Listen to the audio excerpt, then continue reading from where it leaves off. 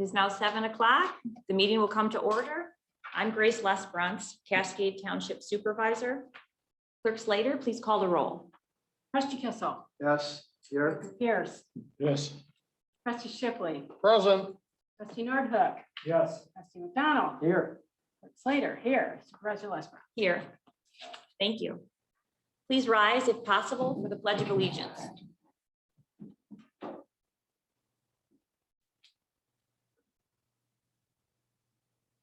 I pledge allegiance to the flag of the United States of America and to the republic for which it stands, one nation, under God, indivisible, with liberty and justice for all. Is there discussion or a motion for approval of tonight's agenda?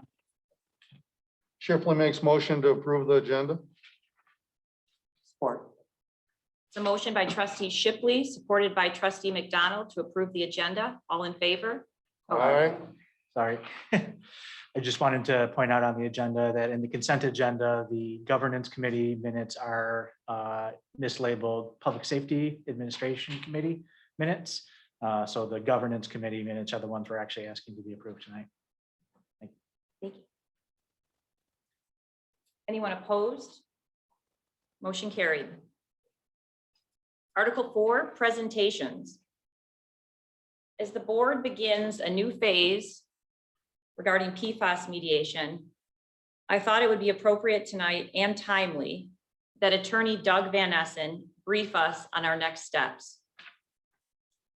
These steps include both negotiations with the Gerald R. Ford Airport, while at the same time extending municipal water to those residents impacted by PFAS. Mr. Van Essen is a nationally recognized litigator. He and his firm, Silver & Van Essen, are providing lead legal services to the township on PFAS remediation.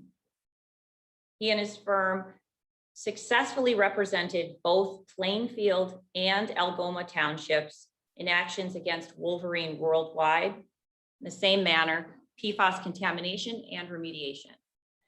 Mr. Van Essen, welcome to tonight's meeting. And whenever you're ready, you may proceed.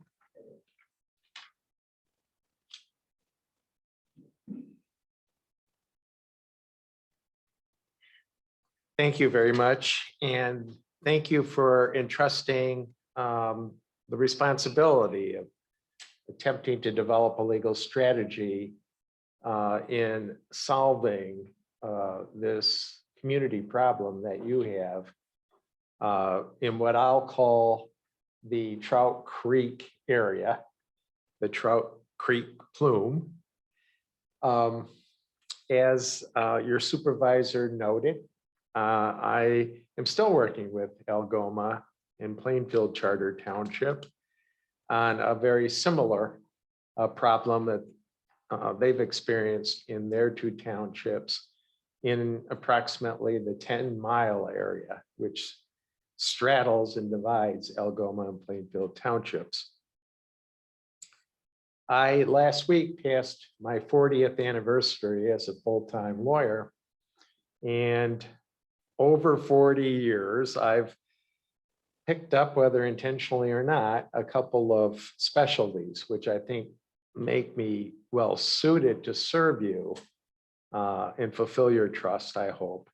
One is in the area of environmental law and environmental litigation. I've been practicing in that area for 35 years. The other is in creating municipal authorities like the Gerald R. Ford International Airport Authority, and helping those authorities finance their operational expenses.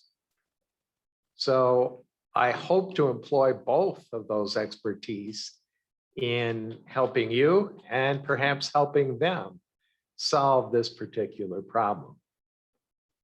I prepared for you a letter, which I don't intend to go over in fine detail today.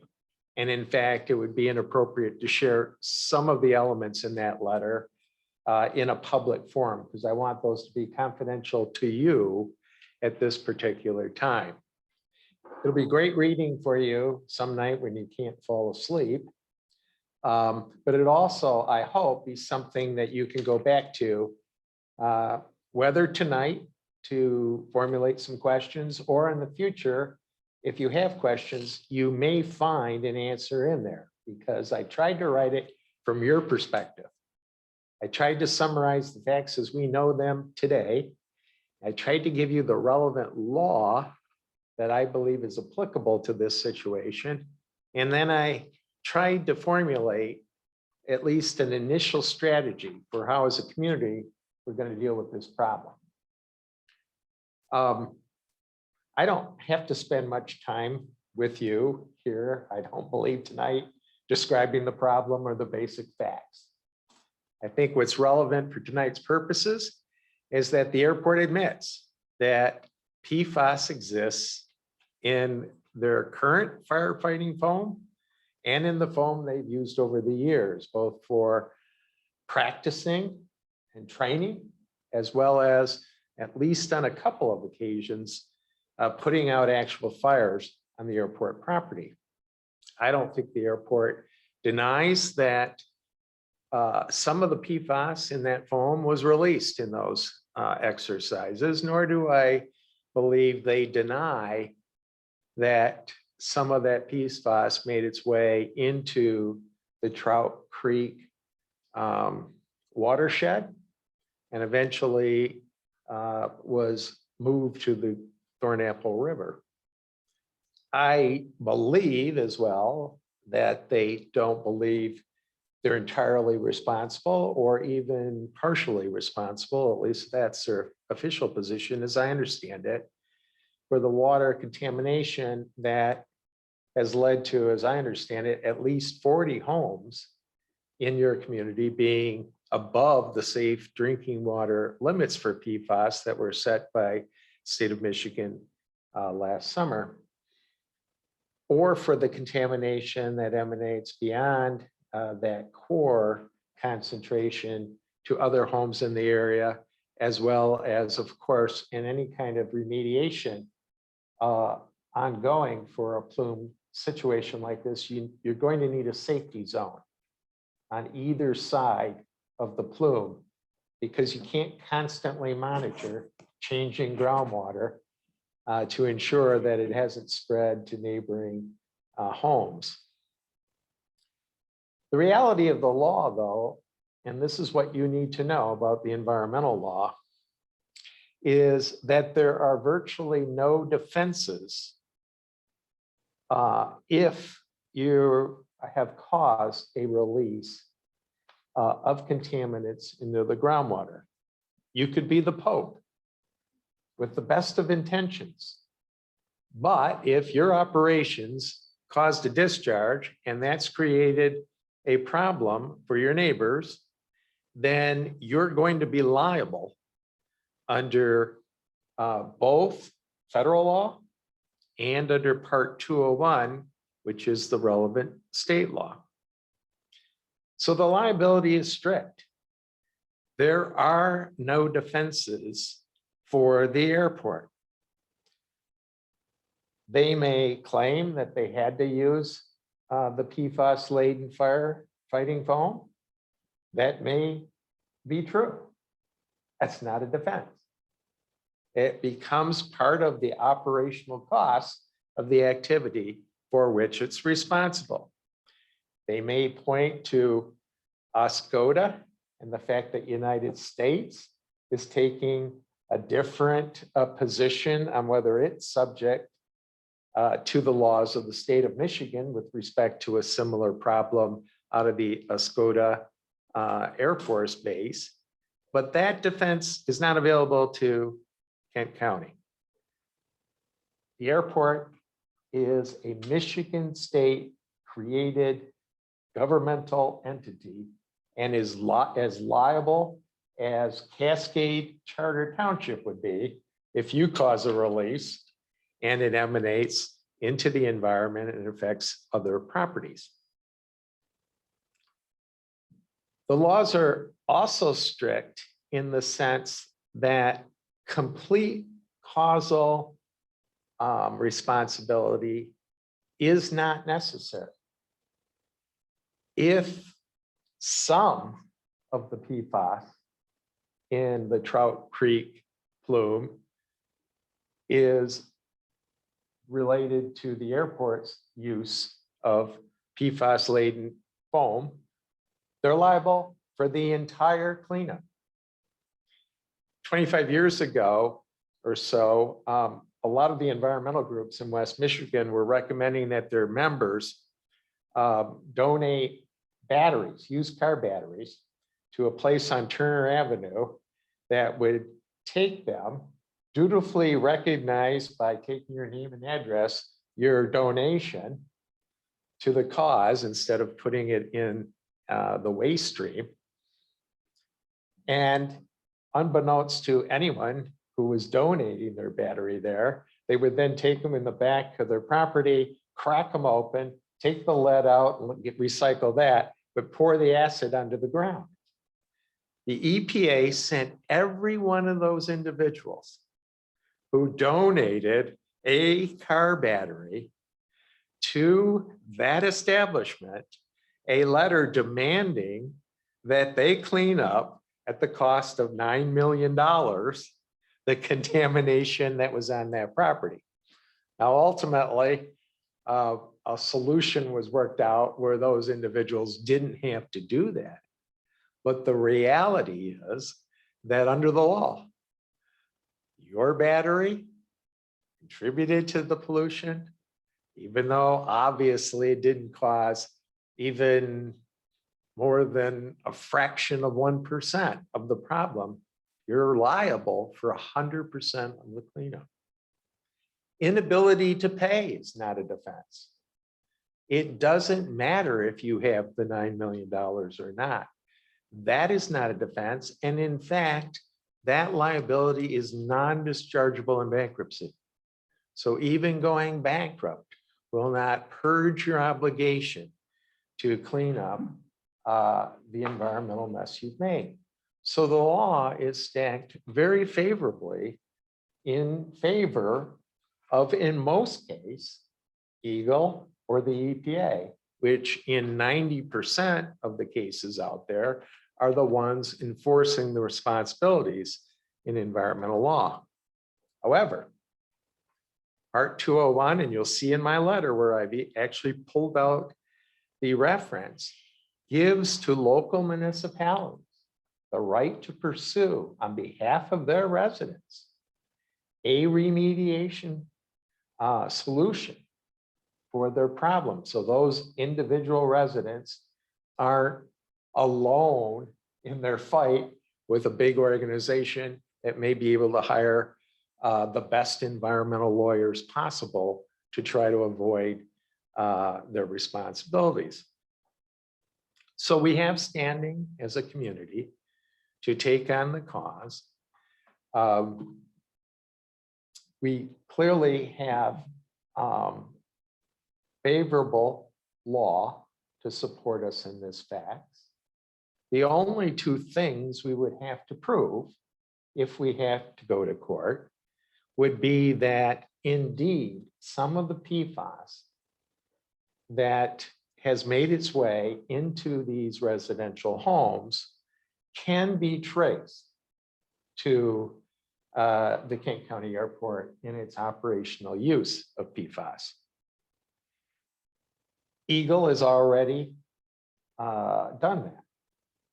It's already sent, as you know, a formal notice to the airport that it has done the tracing, because the proofs would be the same for Eagle if they sue, that there is a nexus between the plume that is clearly there and the watershed that is clearly adjacent to the airport and the airport's use of PFAS foam, which has clearly made its way into the groundwater.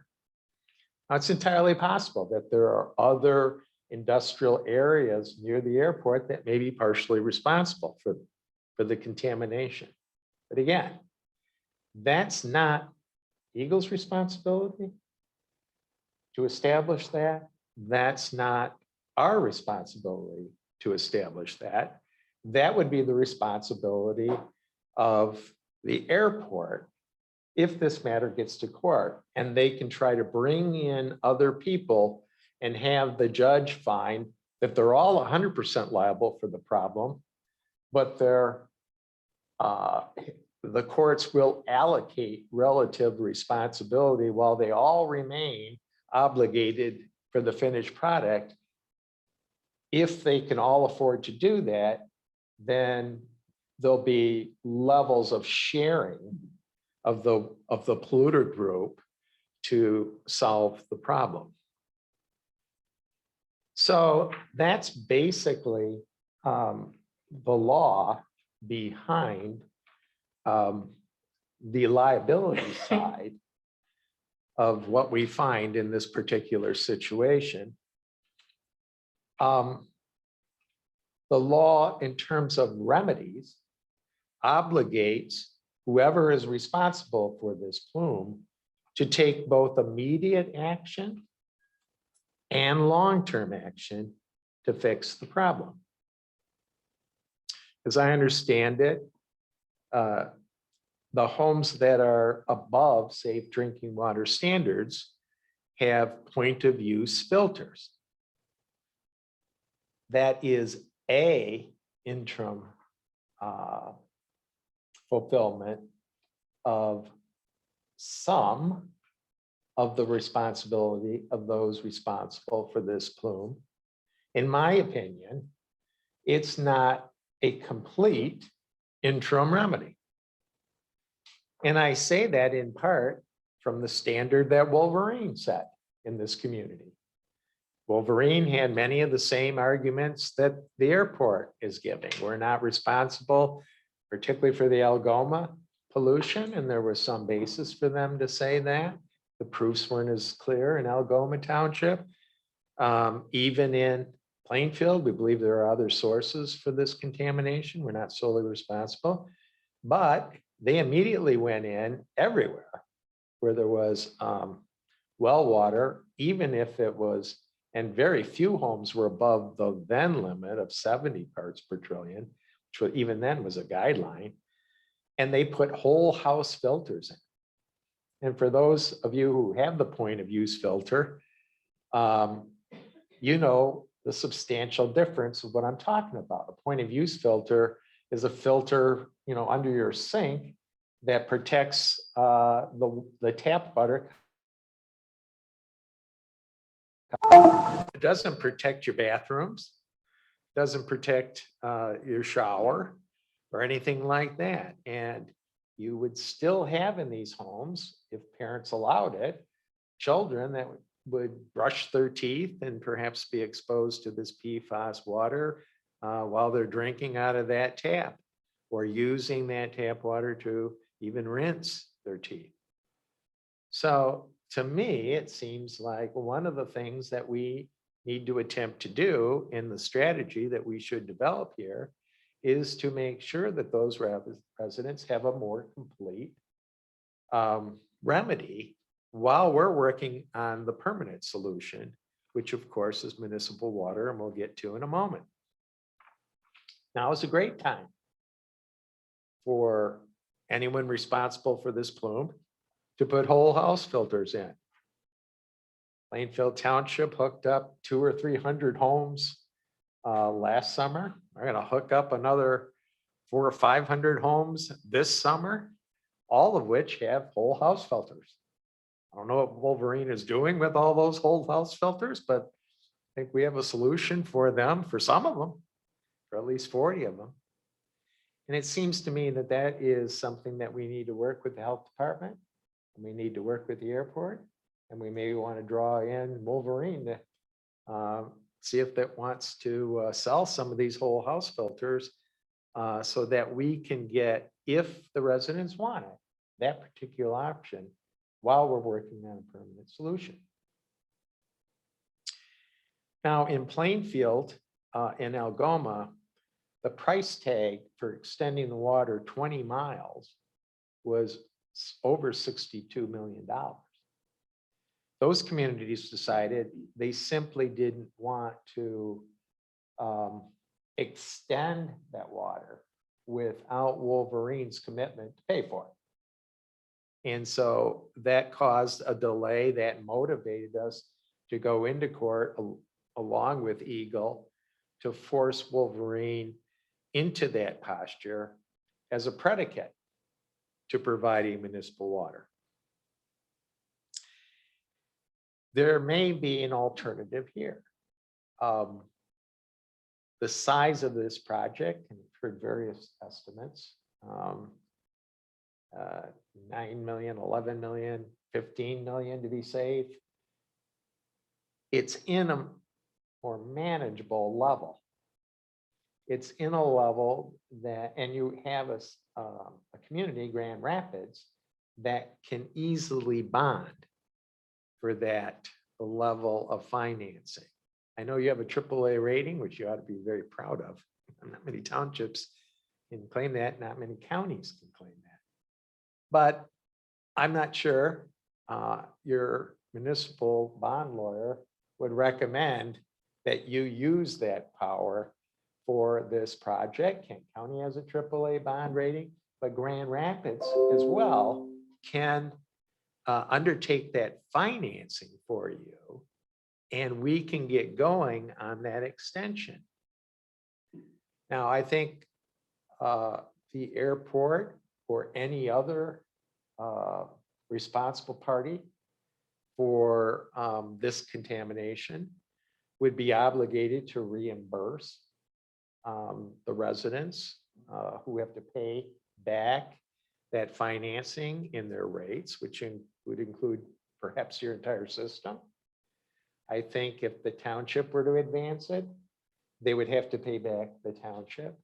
But that's something that we want to clarify for them. And I think with them, we want to make sure that they're not going to claim that by you advancing the ball and moving into a permanent solution, that they aren't going to claim that another solution would have been more viable.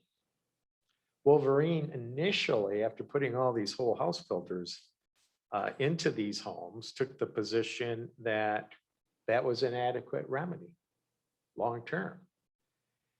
I think what happened there is they costed out what Eagle was going to require of them in terms of a trust fund to finance the replacement of those filters, the maintenance of those filters indefinitely, and realized that they had just blown through the $62 million cost of providing the hookup, which would in effect permanently solve the water service problem. I suspect that the responsible parties of this plume would reach a similar conclusion, but they haven't even acknowledged liability, much less weighed in on that permanent solution.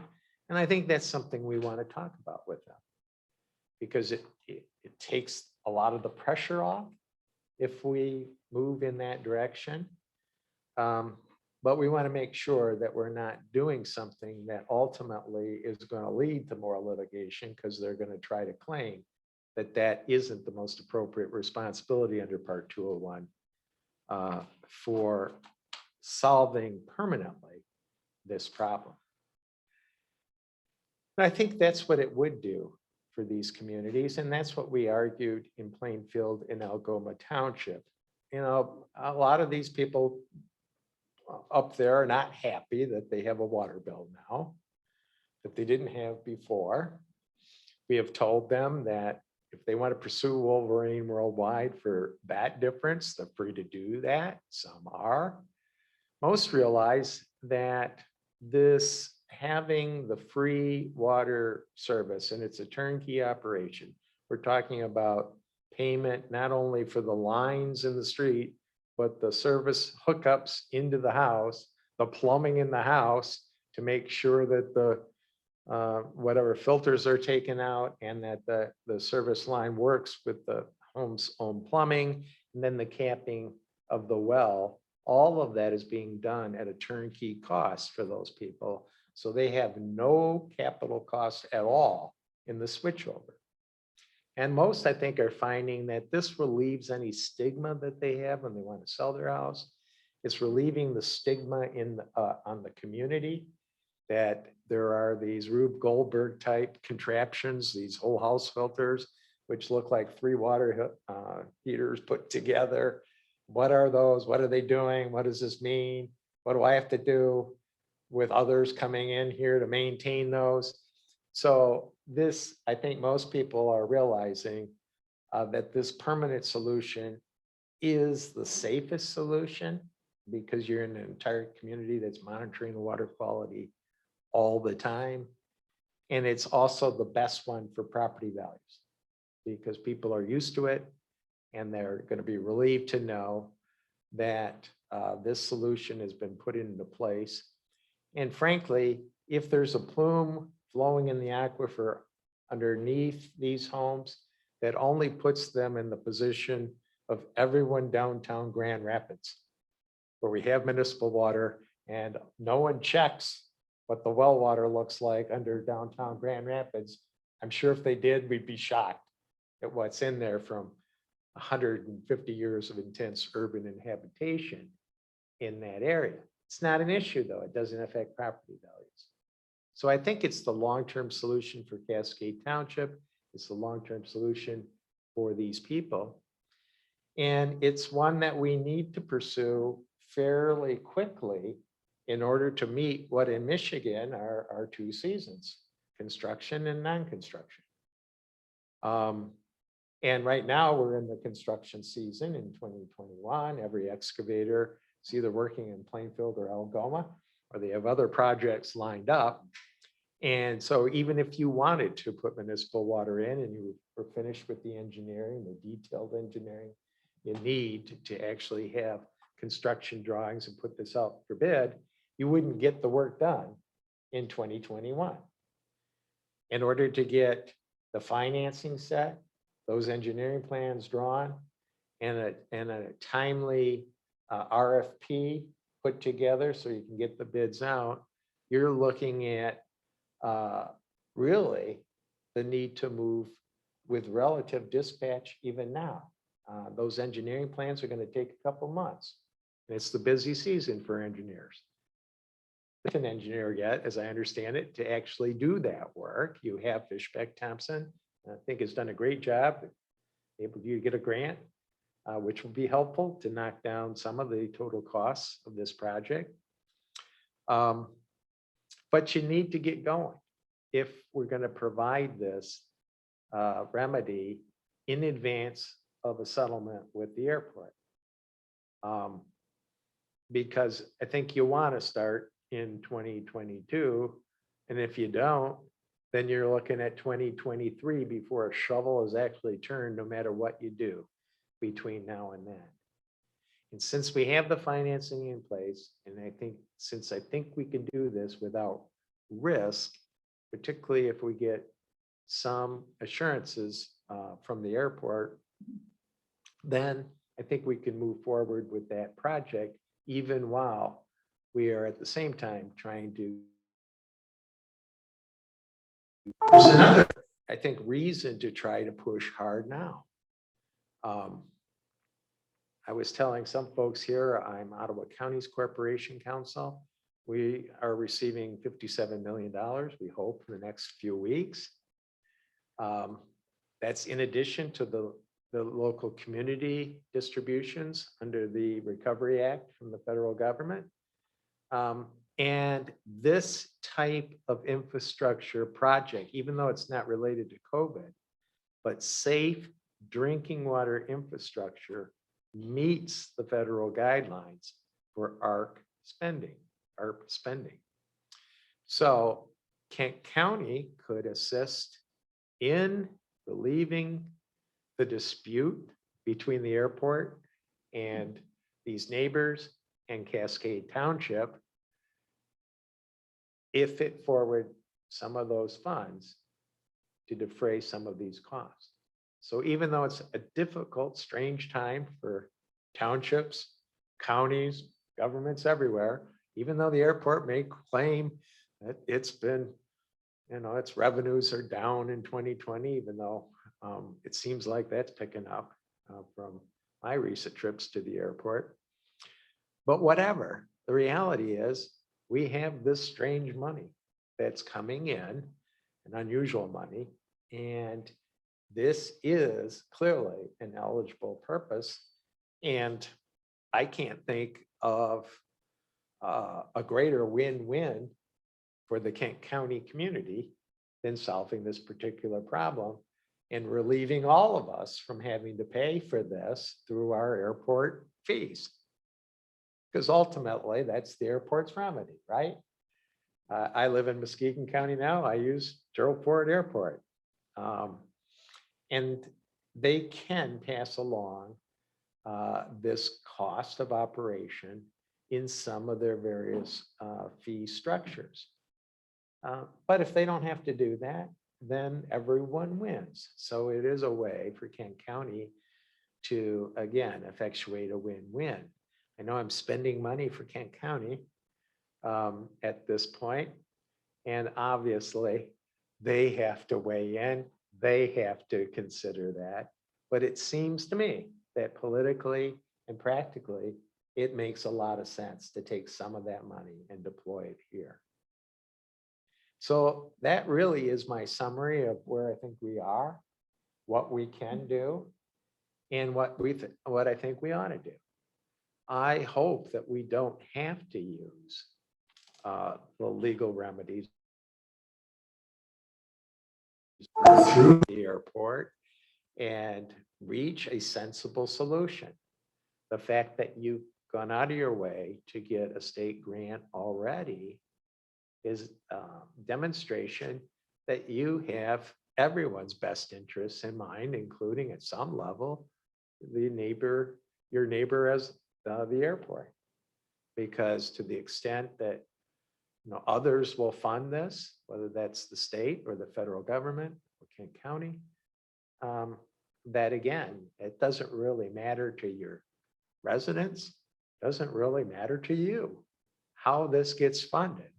As long as it gets funded, as long as we can move with some dispatch to solve the problem.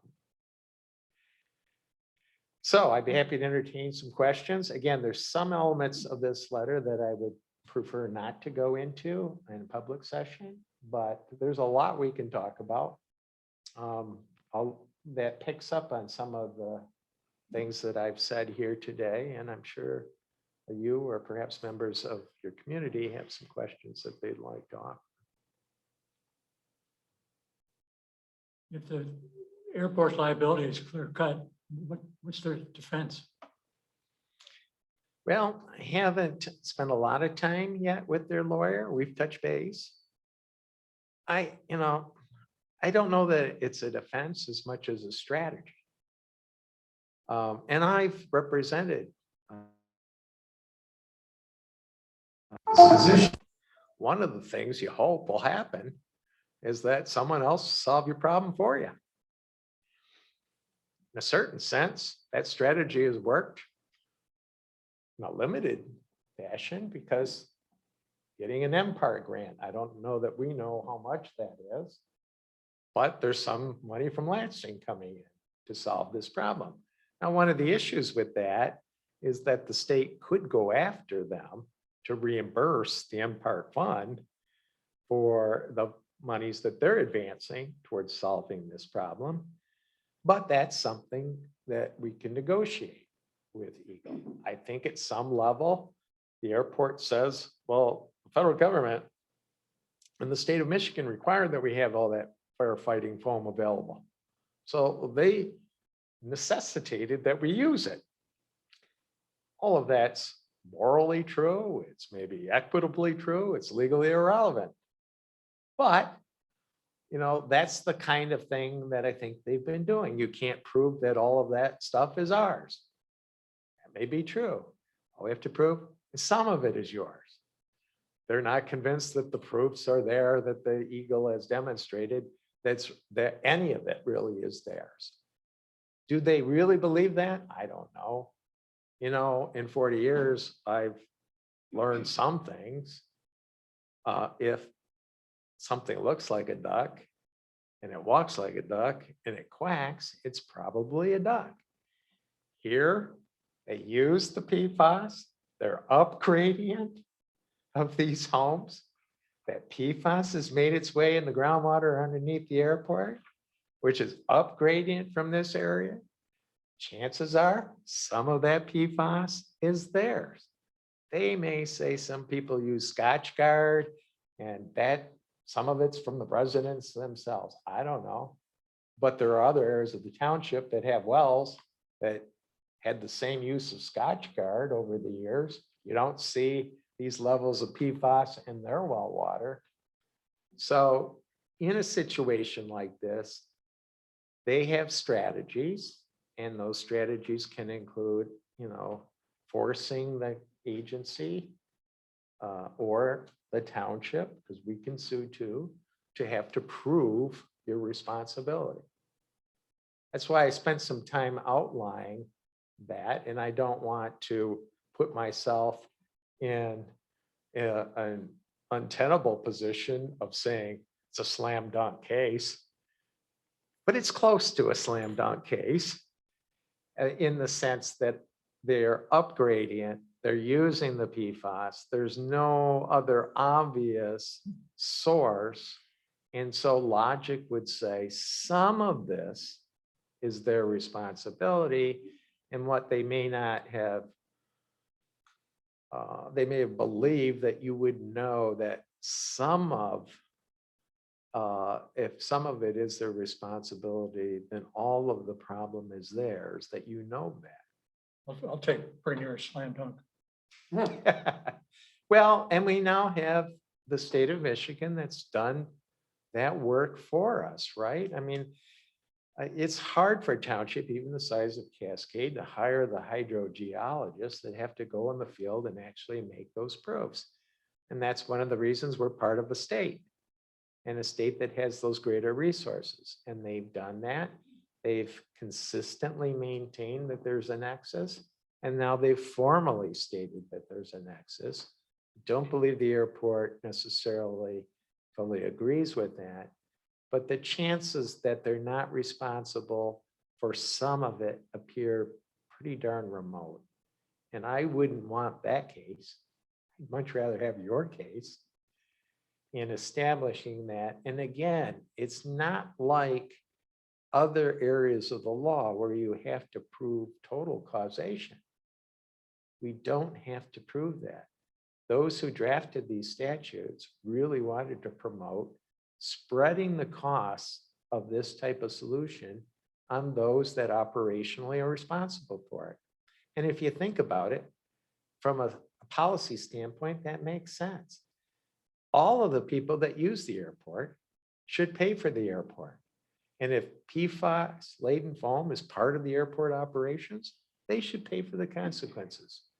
What should be clear is the 40 homes that are above drinking water standards and those neighboring parcels that have PFAS in their water, they shouldn't have to pay for it. Maybe the airport will argue, well, it would be inevitable as Grand Rapids evolves, and that eventually the water lines would push into these neighborhoods and hookup would be mandated. Maybe so, but that may be in another lifetime. And that really is not a defense. Doesn't matter that in another setting, these people would have been forced to hook up. The reality is they have this current problem and they need to deal with it under the current circumstances. Thank you. Does the county stimulus money that we might be awarded, would you see that as being a situation where the county would look at it if the airport is clearly a factor and say, well, we're not going to give you that money for the water hookups because we think Kent County Airport is liable, and therefore you should get it from them, and they wouldn't give us the funds. We applied for the grant. We are waiting on that, but what about the stimulus money that could be used for water hookup? Well, while Kent County is not legally obligated for the debts of the airport. It's a family organization. Theoretically, Kent County could take the airport back. I haven't read the enabling agreements that created the authority, but every one that I've drafted allowed the community to take back the function if they felt the function wasn't being responsible. So although Kent may not be formally liable, it has some liability as the parent of this child subsidiary. And so county concern. If the airport is going to pick on Cascade Engineering or some other industrial concern, now we have a situation where we're dragging a new team of lawyers and expenses into the project. And while a $13 million project is a lot of money for people, when you start getting these expensive law firms all spending hundreds of thousands of dollars, if not millions of dollars, at some point, it doesn't make any sense. And at some point, it has makes a negative statement about the nature of our community that we can't be smart enough to create a good business environment. And when there's unintentional problems, all sitting around a table, rolling up our sleeves and developing a solution. That's what Wolverine, frankly, which is a for-profit entity that is responsible to shareholders in a publicly traded setting, decided it should do.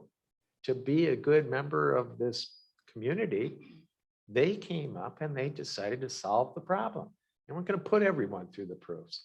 I think they firmly believe that they're not totally responsible for that problem, and especially in Algoma. I think they firmly believe they might have escaped liability because the proofs were going to be difficult. We were going to have to go back 40, 50 years and try to find some people that may remember hauling some tannery sludge waste onto some farm field. So I would hope that an organization that serves these same people, at some level, all of us who work for government have to recognize that, yeah, we work for the corporation, but we're working really for the people behind the corporation. The shareholders of Cascade Charter Township are the residents. Shareholders of Kent County are the residents. Really, who does the airport serve? They serve the residents, and they may serve the residents of a broader area than the county, to be sure, but those residents really ought to pay for the neighbors who surround the airport if there are unintended consequences because of that operation. It is a cost of doing business, and in the public sector, you ought to work, in my opinion. My philosophy has always been, as a public servant, that we need to have a service philosophy and solve problems if the entity is responsible to these same people. I mean, who are they saving these funds for that would otherwise go here? So I would hope that on a number of levels, which in the public sector include, fiduciary responsibilities to the community, we can work out a solution. I believe, and I'm an optimist that we can do that. We had to sue in Wolverine. We didn't take a single deposition. We didn't have a single motion. We immediately, once the suit was filed, got to work on creating a solution, and we were able to achieve that without any real courtroom experience or any substantial litigation costs. So I hope we can even avoid filing the suit against our neighbor, and that we can work through the hydrogeological data. And once it's even remotely clear that some of this PFAS is attributable to the airport, that we can work out a solution. We've got some tools, unique tools to do that.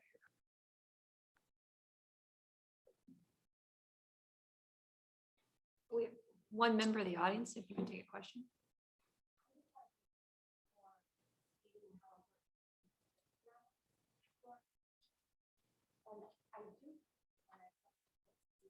How long has this board and or the Cascade staff known that we have rental to? Thank you for speaking to the importance of expediency in solving this problem. And I think I hope all of you will do that quickly and at least get these residents some help. I'd like to know how long the township board and or the staff has known that we have residents with wells that have PFAS in them. You know, I first was retained maybe 2 years ago, but what had to happen was the hydrogeological studies.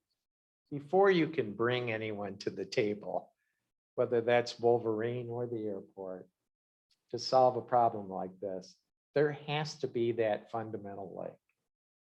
So I talked to their attorney this week for the first time, and he's still denying that they're responsible.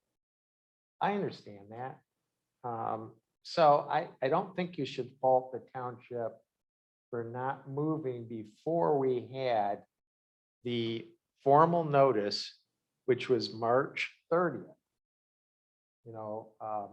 6 weeks ago, that formally linked the airport to the problem, which then gave us the impetus to write the letter, which your supervisor, we worked on that letter, we got it out. That prompted the phone call. They're watching this meeting tonight without question, and we hope to start that process soon. But it required that first step.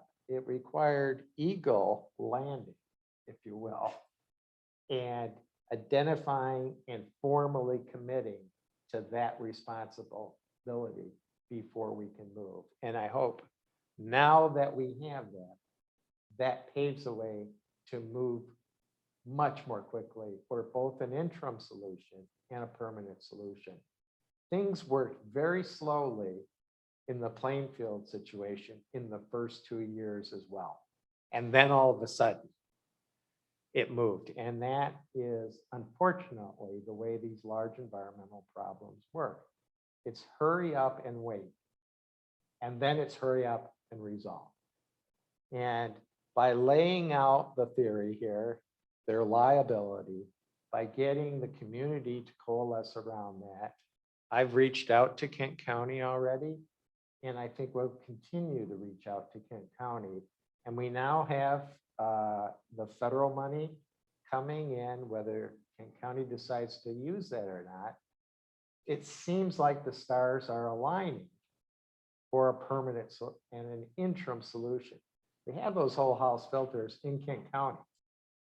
And I think we should be using them, or at least giving the opportunity to folks even this summer, if we can get those in there. So I think things are moving, and we need to focus our energies on convincing Kent that this is an appropriate use of some of those funds. I would also say the township has done the preliminary work. I mean, you have now estimates. You don't have the final construction drawings, but you have the estimates to get the grant money. The grant money is there by the state because they recognize the urgency of the situation. They get, more engineering done, and that more engineering is necessary before you can set the stage for a permanent solution. Thank you. Sir? Is this food just for potable water for these families, or is it for cleaning up Trout Creek? They wash a lot of sediment down into my river, and it's deep. Where it comes into the river, you used to be able to drive a boat through it. Now you can't. It's ankle deep. So they wash a lot of their sediment clear up from the airport all the way down. Are they going to clean that up also, or is this just for clean water? Well, so I don't want to give you a bureaucratic response, but I do want to know that there are bureaucratic levels here. Eagle is very protective of their responsibility and their rights on the cleanup side of this problem. So Eagle would tell me to butt out if I tried to suggest on the township what ought to be done there. That isn't to say that you won't be an important coalescing force in making sure that ultimately the environmental side of this is handled appropriately. And there'll be hearings. They have a whole part of their reason for the butt out response is they have a whole procedure for how to get public input on any remediation plan. If you've been following what's happening in northern Kent County on House Street and also on the tannery site there, they're in the process right now of formulating remediation plans for both of those areas. And there's just a lot of public controversy. So Eagle will want to move the township out of the first chair on that particular issue. On water, water is in our governmental structure a local governmental issue. You have jurisdiction over whether or not an ordinance can issue compelling hookup. Ultimately, the polluters or those responsible for this problem will need the township to draft an ordinance for permanent institutional controls on not drawing potable water out of the plume. So we have a first chair responsibility on water. Now, Eagle has co-extensive responsibilities there. They should, and at some level in their letter, their notice, they're talking about important things that they have to do for potable water. But we have at least equal standing with them on that particular issue, whereas we don't on the other. Now is the time to get it going. Well, they have dropped the gauntlet, if you will, on March 30th, that in their procedure of holding a responsible party responsible is a formal step, and they've taken that on both the potable water and on the environmental issue. And they have said, you need to start formulating a plan to redress Trout Creek and the consequences to the land itself of that PFAS contamination.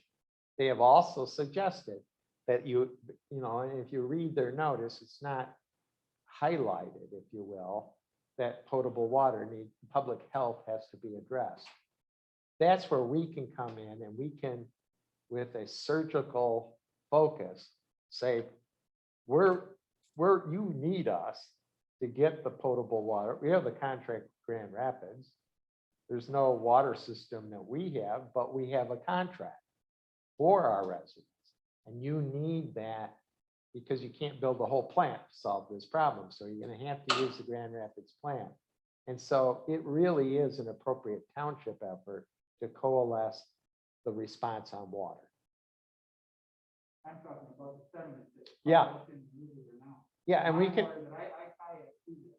yeah. Am I contaminating myself every time I go near there? Are they just gonna say, well, they took responsibility of saying, okay, we are building filtration plants all up and down there. They rerouted the water, the discharge into the thing. So they must have taken some responsibility for this thing. And now they just leave that pile of sand there that's contaminated. And sorry about that, folks. Well, my understanding is that that remedial effort was with the DI. Now they have an additional Trout Creek responsibility for the PFAS. I can offer you some good news. We had epidemiologists come in and in the Plainfield situation, and they all agree, even the state, that there's very little public health risk to physical exposure to the water. The pathway of most concern is ingestion. That isn't to say that there's no risk and that it's not part of their permanent responsibility to get that stuff out of the watershed. It is. And I'm not suggesting we won't pay attention to it. I'm just saying that legally, and I think in terms of your priorities, the focus needs to be at this juncture on potable water. We don't really have, in addition to the legal standing, to zero in on that, frankly, the geologists, the geological expertise to try to formulate a response that they need to undertake. Eagle does on your concerns there. Thank you, Mr. Van Essen. We appreciate your time tonight. I hope we can all agree that we are now in the hurry up and resolve phase of this Okay. process. Very good. Thank you. Thank you so much. Article 5, public comments. This is an opportunity for the public to comment on any of the items on tonight's agenda. Please limit comments to 3 minutes. And I'd like to note first that both the Laraway Lake and the Thornapple River Special Assessment Districts will be on the May 26th agenda, along with Fire Station 1. So with that, anyone wishing to speak can either get the microphone or approach the podium.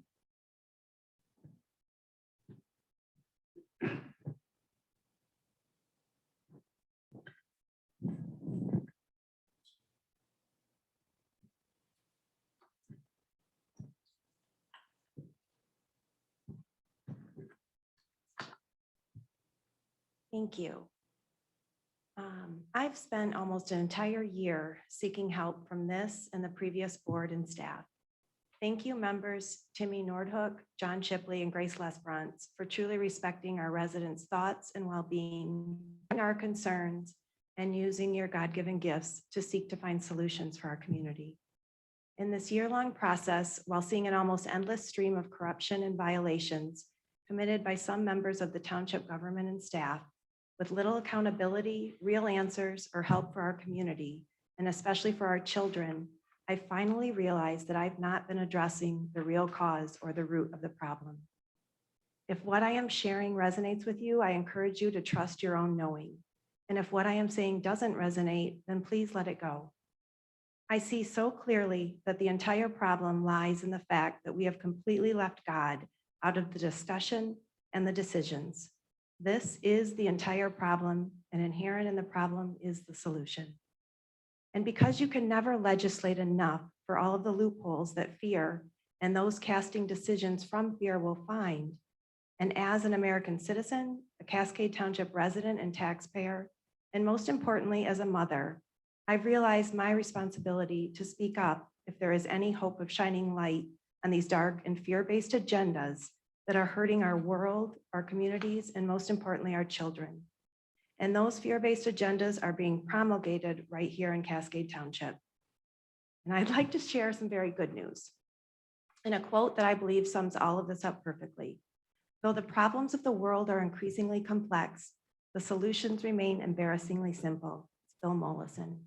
Because we have a choice in everything, although we are too often unconscious of the fact that we are in fact choosing to listen to and follow the voices for fear. The only real solution I know of is to make the choice unequivocally to make every single decision with only God, with only love. And though I am thankful for the world, we're all doing the best we can, we need to do better, and especially for our children. And the only way to do better is to know better and then choose to do better. And as we make every choice in our life with God, with love, instead of cowering to and complying with the weak-minded voices of fear, also known as the ego, which always edge God out. It is the easiest decision in the world to turn away from ungodly doors, to refuse to send our children into ungodly institutions, and to trust in God to help us find the solutions as we gather together with and under God, and we discover and co-create the new doors to walk through. In the words of Buckminster Fuller, you never change things by fighting the existing reality. To change something, build a new model that makes the existing model obsolete. I'm suggesting that the new model that will bring true peace and healing is one built and created with only our God of love, and only by clearly bringing God into every decision and forsaking every other voice or system of fear. As we awaken to and are aware of our role in having allowed this insanity to grip our families, communities, and our world, and we finally see undeniably where we've allowed our own minds to be overtaken by those in fear and have therefore chosen, albeit often unconsciously, to follow those elected or otherwise nominated to direct others in and with fear, we are finally able to choose a better way forward and to live ourselves into the solution with God, with forgiveness for all and a clear path forward. The solution is so simple. And as each of us chooses to repair our own mind, literally repair our mind with God, we gather together to support each other as we are tonight. I know with all my heart, we will heal, and we are healing this world for our children and ourselves. Thank you very much. And God bless you. Thank you.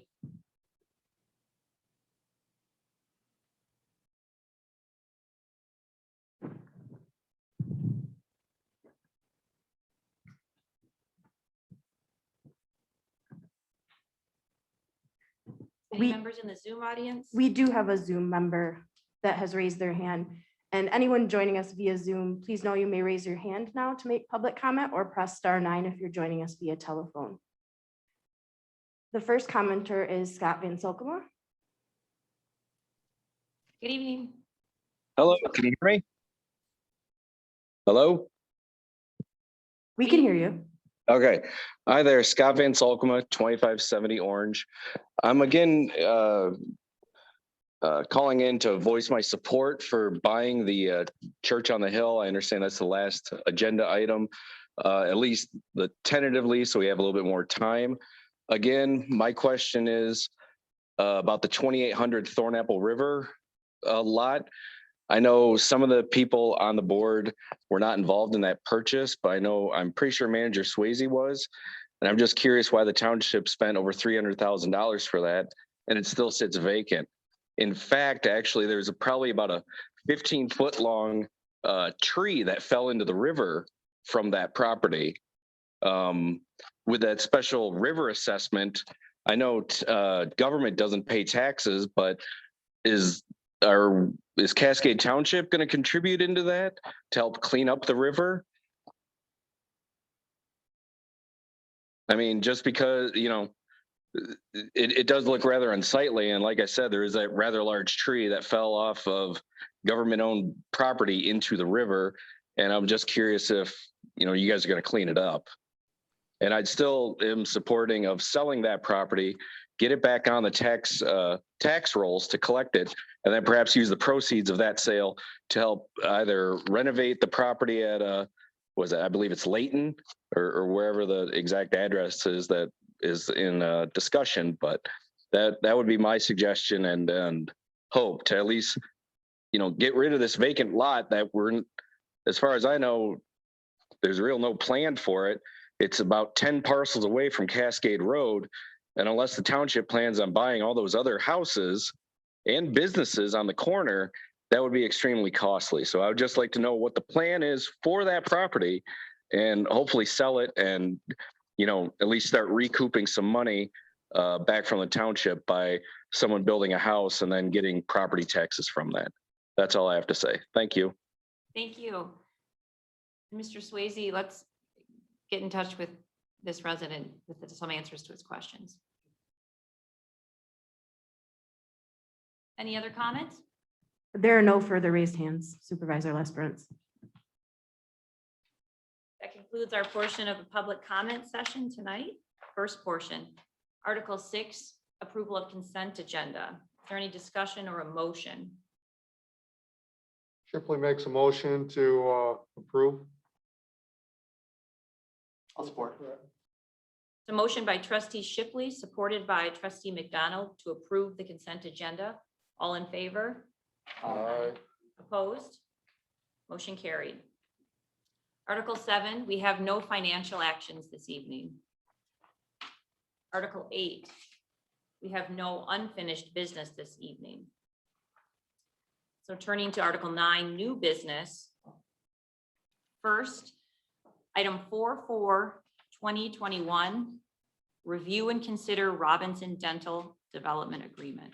Ms. Forhorn? Ms. Supervisor, before we get into that, like last meeting, I'd like to recuse myself from 44 and 45, the discussion on review of consideration and then the review and consideration for Robinson Dental. You're excused. Thank you for disclosing that. Thank you. Thank you very much. Included in your packet tonight is a development agreement for the Robinson Dental project. And if you remember, the Brownfield Redevelopment Authority is the applicant for an Eagle grant, Brownfield Redevelopment Grant and loan to assist in the cleanup and redevelopment of the Robinson Dental site. And this development agreement tonight protects the township should the developer not follow through with the project, or if the TIF capture is not enough to cover the loan amount. Included in the development agreement, it talks about a letter of credit, which then secures the loan amount, just over $313,000. The Brownfield Redevelopment Authority reviewed this at their meeting, and they did request that Robinson Dental provide an additional guarantee in the amount to repay the grant. So we have a loan and a grant, two different things here. So they asked for additional guarantee to repay the grant amount, which is just over $453,000, should the project not get completed for any reason. Susan Wenslink from Fishbeck worked with the Robinson Dental team, and they are comfortable with a personal guarantee to reimburse any grant expenditures should that be needed. And that language is in the development agreement that is in your packet tonight. The Brownfield board then, as I mentioned, reviewed the agreement and they approved it moving forward to the township board for your review and consideration with the stipulation that that agreement include the personal guarantee to repay the loan, which again is that language is in the agreement tonight.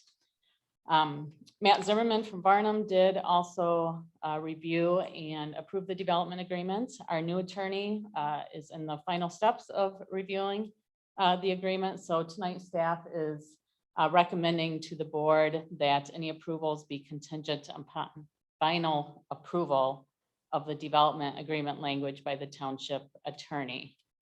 And Susan Wenslink from Fishbeck is with us tonight via Zoom. So should you have any questions, she can help us out as well.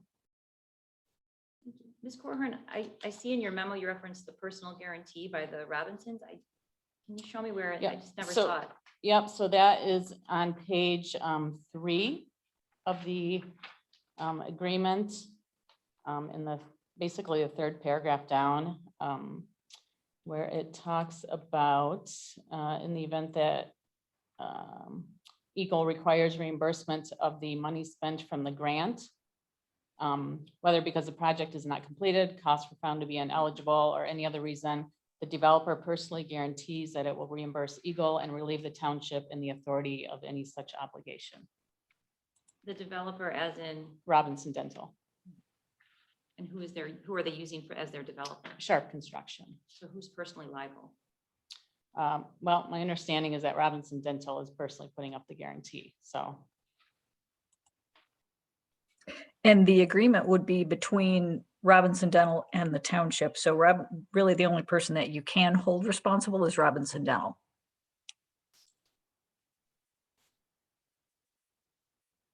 Just have a technical question. On the agreement, page 1 and page 8, do we need to change that? It has our new township address, 5920 Taco. We do. Thank you. Page 1 and 8, you said? Yes. Okay, I'll make that note. Thank you. Is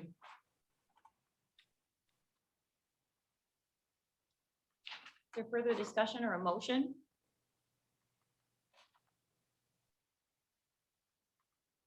Shipley makes a motion to approve it as written with the contingency that our attorney gives it a okey dokey.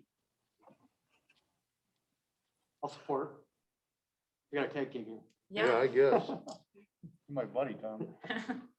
That's a motion by trustee Shipley, supported by trustee McDonald to approve item 44-2021 with the contingency that the township attorney will review and approve this document. All those in, well, Clerk Slater, let's do a roll call. Trustee Shipley, Yes. trustee Nordhook, Yes. trustee Kessel, oh, sorry. not voting. Trustee McDonald, Yes.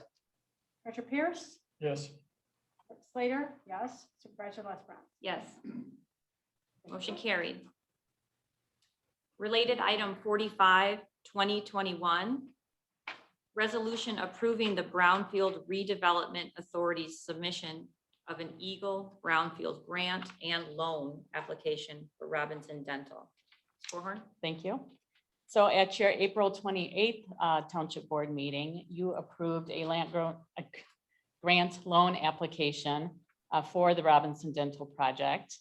And as part of that application, the Township Board must now approve the attached resolution. That resolution is in your packet, stating that it supports the Brownfield Redevelopment Authority's application for the grant and loan to clean up the contaminated property. Again, that resolution is in your packet tonight, and staff is recommending approval.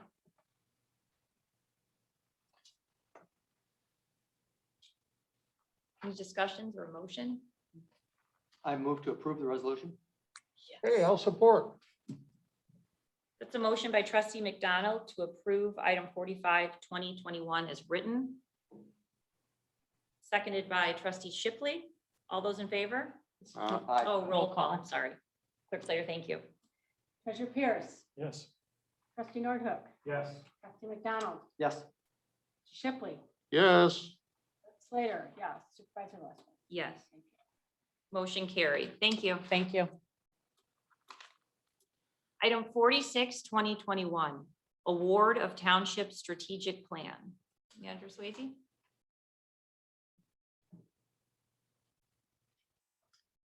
Thank you very much. So as part of our 2021 Cascade Township budget, funds have been budgeted to develop a new 4-year strategic plan for the Township Board and for the township. It is anticipated that the strategic plan will incorporate elements of the Township Master Plan, Township's Parks and Recreation Plan, Downtown Development Tax Increment Financing Plan, Township Needs Assessment and Facilities Study, along with other mid and long-range planning documents of the township. The selected consultant will work with the Township Board and the community to ensure the strategic plan accurately reflects a common vision and direction for the community. And the strategic plan will be an integral tool utilized by the Township Board and staff to ensure proper alignment with the Township Board vision for the Cascade community and staff's work to achieve said vision. Additionally, the department's work plans, budgets, staff assignments, capital projects, efforts will be developed around the strategic plan. So in January, the Township Board approved the issuance of the RFP for the Township Strategic Plan. It was issued in February and proposals were due in March. The request for proposals was sent directly to known municipal consulting firms as well as being placed on the RFP section of the Township website. The Township received a total of 5 proposals, which are detailed below. The proposals received included Barry Dunn at a cost of $34,500, CIB Planning at a cost of $38,624, Louis G. Bender at a cost of $29,500, Management Partners at a cost of $43,990, and McKenna at a cost of $18,390. In your packet, I included a copy of the original RFP to select the consultant, as well as a copy of all of the responses that we received. So the strategic plan can be an invaluable tool for the township. There are many different perspectives, models, approaches that can be utilized to develop a strategic plan. And the RFP was designed to allow the consultants to pick the best model and process recommended, giving their understanding of the township's wants and desires. Because of that, we saw many different approaches outlined in the proposals. The governance committee was responsible for the initial evaluation of the proposals and evaluate those proposals based on the criteria that were listed in the RFP. Based on that initial review, the governance committee chose to conduct interviews with Barry Dunn, Louis G. Bender, and McKenna to learn more about those respondents and the processes that they would use to facilitate the strategic plan in Cascade Township. After conducting those interviews, the committee is recommending that the township board select McKenna to facilitate the strategic plan for the township. The committee felt that given McKenna's track record of completing successful projects in other municipalities, their robust plan for public input, their familiarity with Cascade Township and the West Michigan region, their positive references, and their competitive cost proposal, they were the best choice for the township. Committee members Slater, Kessel, and Nordic will relay any additional reasoning that they have to the township board as well. We also have Danielle Beauchord here tonight from McKenna. She will be part of the team from the strategic plan team from McKenna, and they can answer any questions that you may have. As I mentioned, the cost proposal from McKenna was $18,390. We've budgeted funds for this project across several funds in our 2021 budget, so no amendments will be necessary. With that, I'm happy to answer any questions, or Danielle is here as well. Thank you.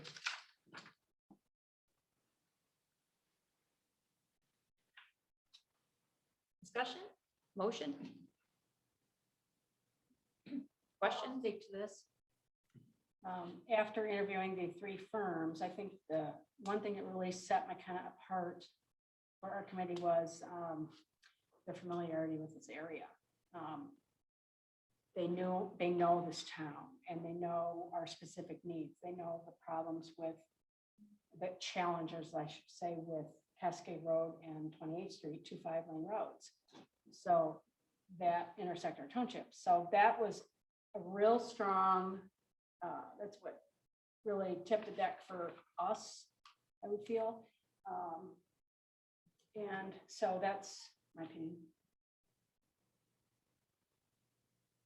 From a financial perspective, I was very pleased with the not to exceed language in the fee. Yes.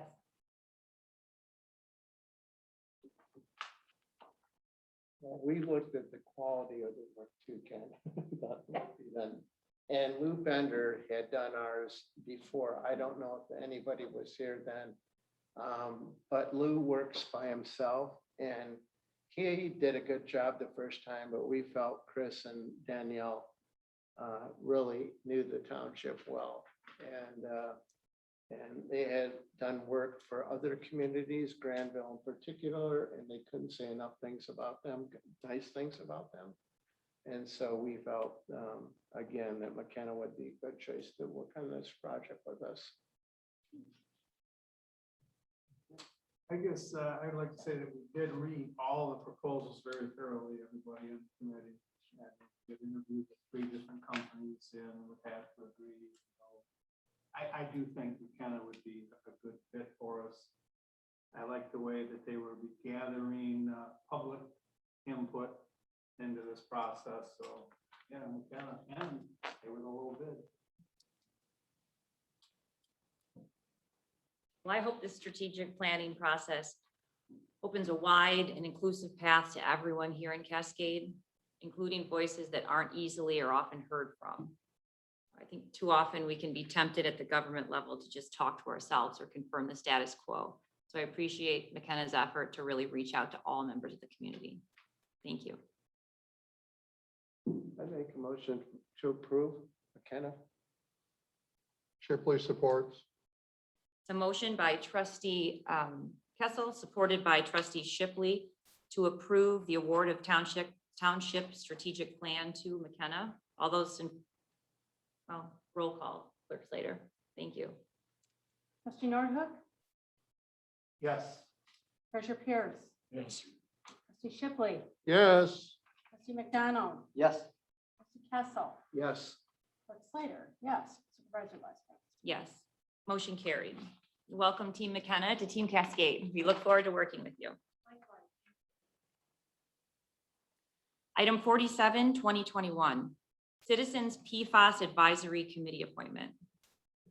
For this appointment, I'm recommending Ben Greeman. He is a resident of the PFAS infected area. He grew up in Ada and is a longtime resident of Cascade.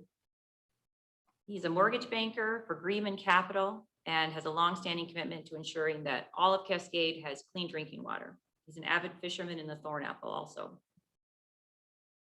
Motion or discussion? Trustee Shipley? Full comments. As I mentioned a couple of months ago, I think this PFAS committee is exceptionally needed by the township. I think that this would be an ideal place to talk about sediment as well as the well water or drinking water. And this committee ought to bring back to the board all their findings and recommendations, whether it's sediment in a bayou or whether it's the quality of the water in the river itself. Thank you. Yep. And these meetings will be noticed out to the public and open to public comment.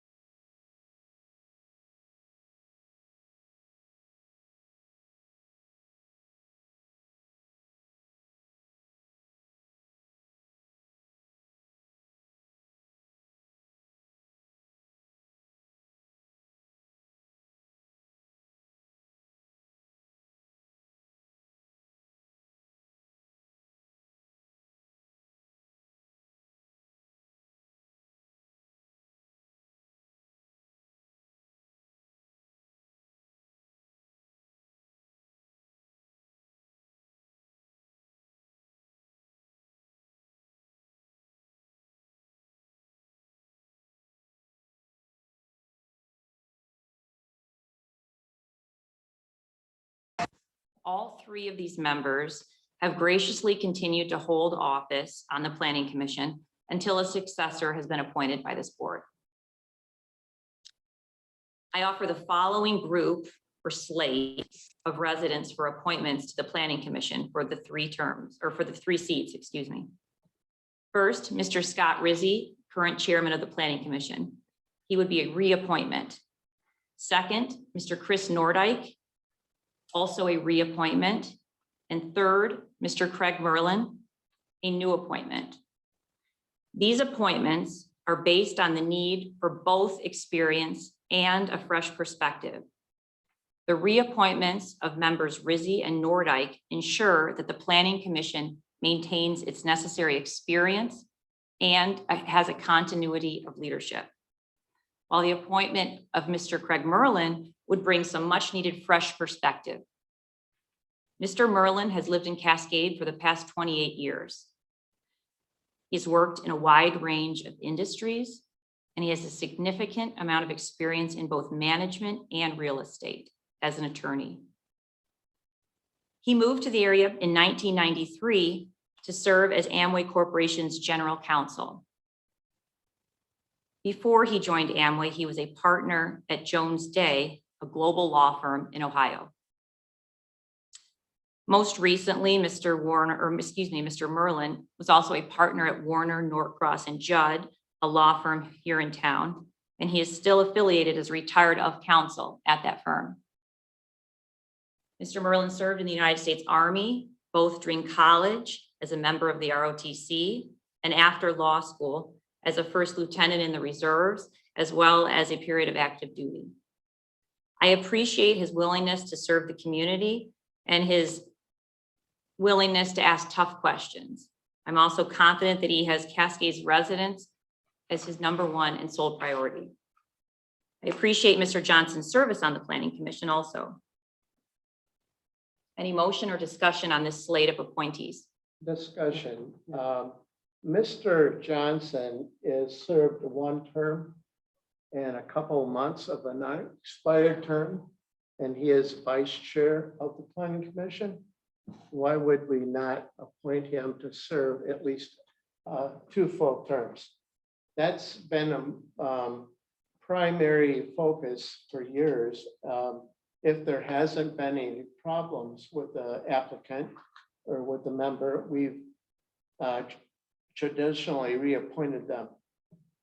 So I'm wondering why not a recommendation for the appointment of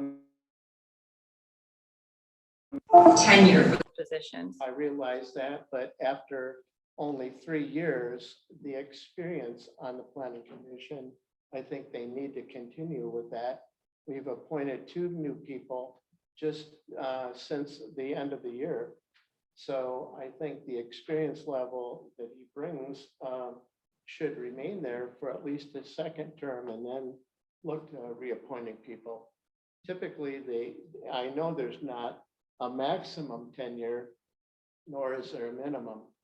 And typically, I think people have been doing a good job in serving the township should be given the opportunity to be reappointed. We've done that with Chris Nordyke, who served 1 term. Scott, I think, has served a little more. And I think we should extend the same courtesy to Mr. Johnson. Trustee Shipley?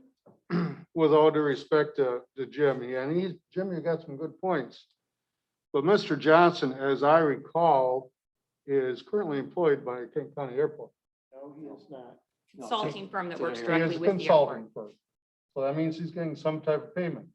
Now, Varnum, who was our previous lawyer, declined to even bid on the job this year because of conflict of interest with the airport. We already heard about, we're going into some potential controversy over PFAS. I think it would be unwise of us to expect Mr. Johnson to make decisions solely upon the interest of this township without taking into consideration his consulting position with the airport. I would say one thing, John. I don't think the planning commission deals with the airport. Well, That is left up to the board to deal with the PFAS issue, as we heard tonight by Mr. Van Esen's presentation. the problem being is that the airport is an important part of the township. The township owns everything around the airport except for the terminal building and the previously Holiday Inn site, which is now the parking lot. So there is a lot of planning that the airport's going to be involved in around that area. As an example, the airport 2 years ago wanted to put our Station 3 in their facility, join forces with their crash fire rescue. That's great for the airport because then they don't have to hire as many crash fire experts because Cascade has qualified firefighters sitting there. The problem with that plan, which was very highly pushed by the airport, is that when we have a fire in Cascade Township, our guys can't leave that airport without them closing down the runways. Now that is a conflict of interest. Well, And if Mr. Johnson is a consultant to the airport, this could also present some problems in our future decision for the residents of this township. So I have to disagree with all respect to you, Mr. Jim. well, as I did tonight and as I did last meeting, I don't particularly, I'm not directly involved in Robinson Dental's financing. Mhm. I work for the employer that is going to provide the financing to them. I recuse myself. And I have utmost respect for you for doing that. And Mr. Johnson should be doing the same thing. That's right. I think, I don't see any connection. There is no conflict of interest, John. He's not an engineer. He doesn't work on the contract. He worked for Prine and Newhoff, not for the airport. We do, just like we do, many cases. If one comes up related to the airport, he can recuse himself. Every case is not dealing with the airport. Maybe 1 out of 100. So we can't, criminalize someone or kick them off for that reason. And I just went back and thought, for the last 20 years, have we ever had somebody who was competent and experienced, served one term, was voted by their peers to be the vice chair. Have we ever asked them to leave? And we haven't. I just think out of fairness and I think Mr. Merlin's a very qualified person, but I think out of fairness in doing the right thing, there's no conflict of interest. And why would we take Mr. Johnson and say, you're not qualified anymore? We're It not just- asking anyone to leave and we're not saying anyone's unqualified. We're in the fortunate position of having multiple interested and qualified candidates. And there is no tenure to these positions. Oh, And I think given the need for some fresh perspective is especially important right now. Right now, we've got 3 openings and we've got 2 of those as reappointments.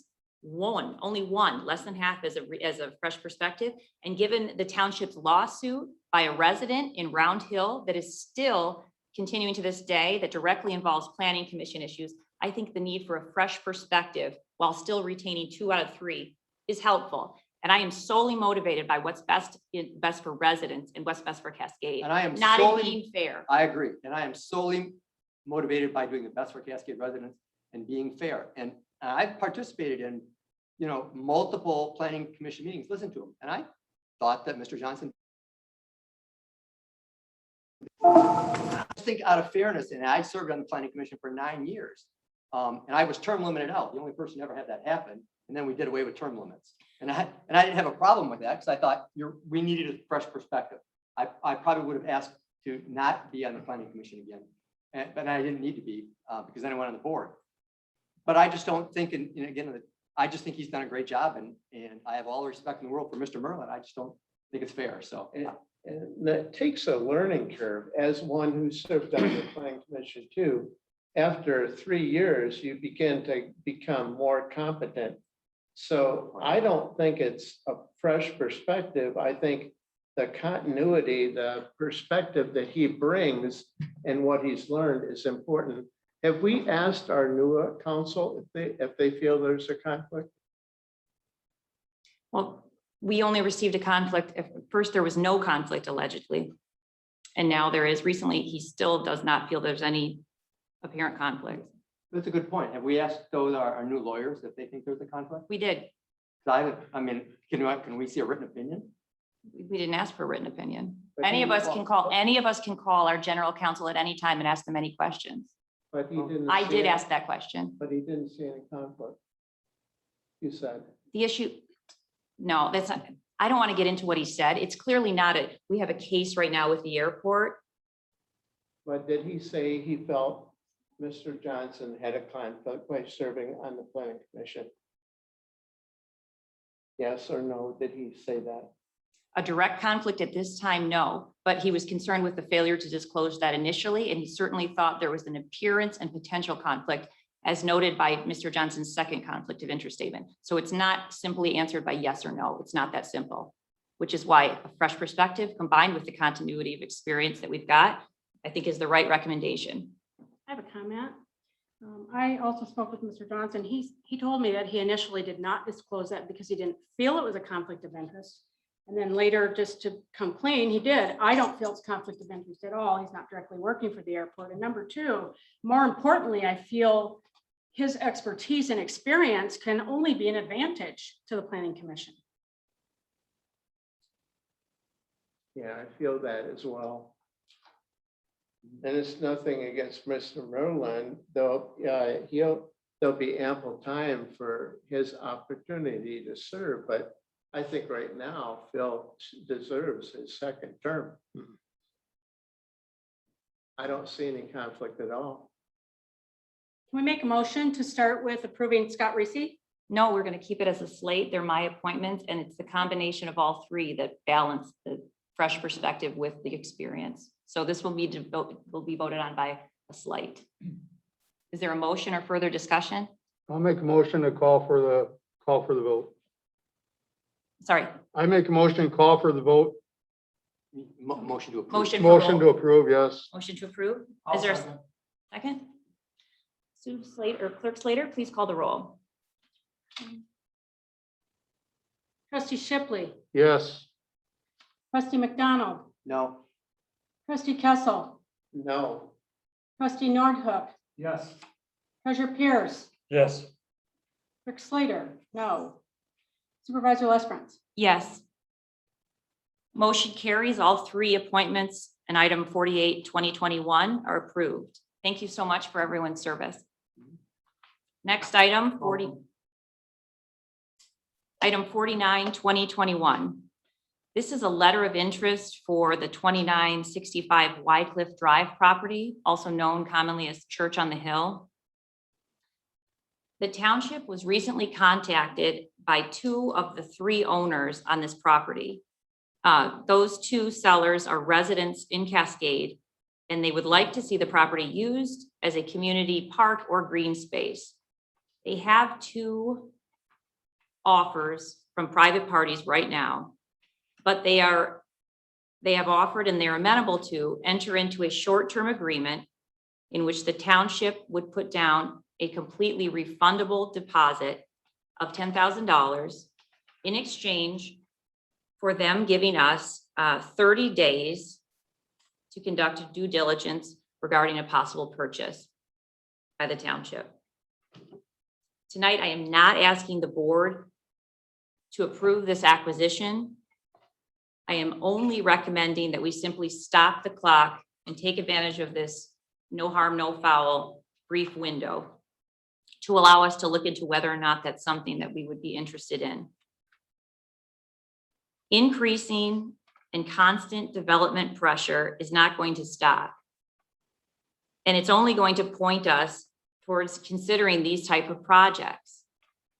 Green space, open space, opportunities for pocket parks, which have already been identified as highly desired by residents. When those opportunities are gone, they're gone. This potential project has strong neighborhood and community support. The parcel is right along the pathway system. It overlooks the river and part of Tassel Park, also part of the potential downtown area. It has the potential as a pathway trailhead. And I just want to reiterate that I'm not asking the board tonight to make any decisions regarding purchasing this property. I'm only asking and recommending that we stop the clock briefly to make sure that we don't miss an opportunity. And obviously, any approval of this $10,000 one refundable down payment for 30 days time period would be approved by our general counsel, Foster Swift. And it would also, if the board were to approve it, be placed in escrow. It would be refundable if the board does not ultimately decide to purchase the property. And in the event that the board was interested in purchasing the property and entered into an amicable agreement, that $10,000 would go towards the purchase price. You know, I just have a couple questions. I don't think we need to put the $10,000 down in the 30 days. I think we just need a price. We've been at this for a couple of months. We know that the assessments show that the value of the property is $350,000 to $360,000. There's going to be a tear down cost around $40,000 of the building. So we're probably looking at a minimum of $400,000 for something that's roughly 2 usable acres. So it gets back to the old, is this a good use of taxpayer money? The question that we always ask. As John said, we're a steward of taxpayers' money. I look back at a lot of the projects that we've done and the township has done. When the Manchester development went in, the neighbors said, don't do it, don't approve it. We're going to lose green space. We can't stop every developer. When Laraway Lake, the property at the top of Laraway Lake went up for sale, the neighbors wanted us to buy that as park property. When a couple of years ago we approved a development down around 52nd in Whitneyville, and for I think it's 12 or 15 homes, maybe it was 18. But we had some residents there say, you know, you should buy this property or don't let them build. I mean, almost everybody where there's a development going to happen have wanted us to buy that property, and we haven't. So I think there's two questions. One is, first, just what is the price that we're really looking at? Because if the price is reasonable, we can make a decision, yes or no. If it comes in, if it's $500,000 and the tear down and development costs are $100,000, that's $600,000. If it's $100,000 plus $100,000, that's $200,000. I just don't know if I haven't heard yet what the actual price is. I've heard anything from $350,000 to $700,000. And to me, that's just a lot of money for other residents to think about us spending for such a small parcel. And I'm all with green space. I just think, again, we need to evaluate those and look at something, well, for green space, maybe bigger parcels or a bigger, that I'd like to talk about later, a bigger view of how do we look at neighborhood parks across the entire township. I just think, again, first thing is we need a price. All fair points. Luckily, it costs nothing to stop the clock for 30 days to allow us to get that information. We should have it in 30 minutes. The seller can tell us what the price is. You think we can negotiate that within 30 minutes at tonight's board meeting? He No, has no, no, two. no, no, He has two. no. Those sellers have two other firm offers from private parties. So I think it's gracious of them to give us the 30 days at no cost to the township.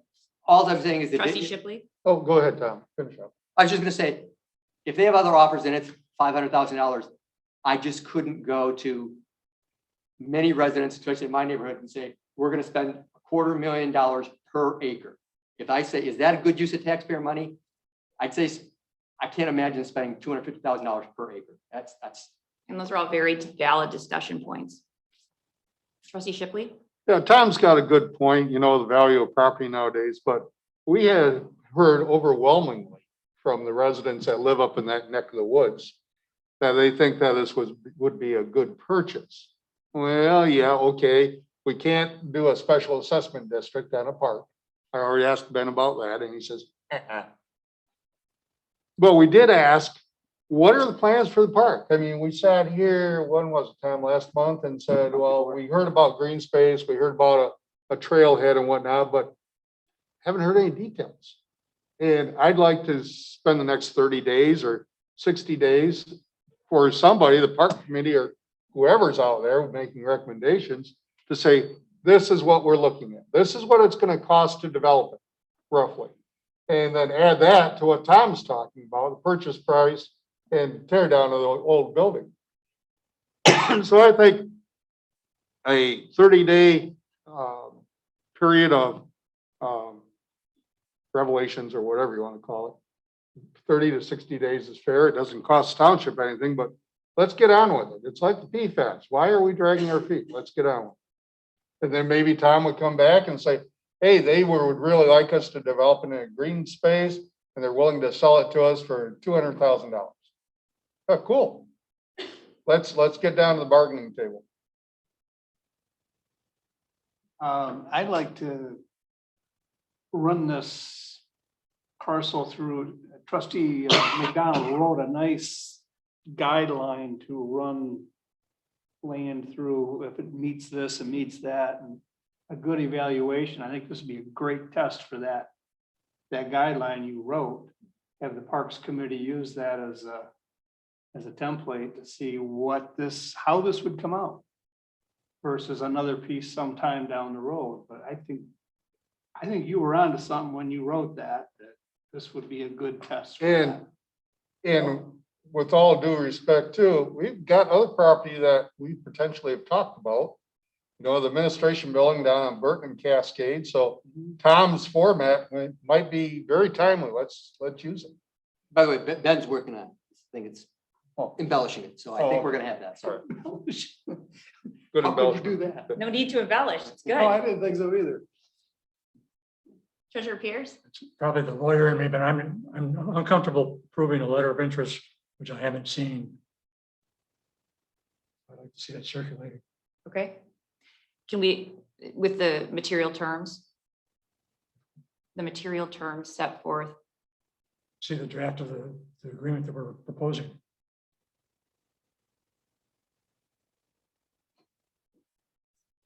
And that, contingent upon approval of the letter of intent. You saying you'd like to see the letter of intent first? It should be fairly easy from what is stated, fairly easy to draft that quickly. Yes. Can we approve that then by email, or do we have to have a formal meeting?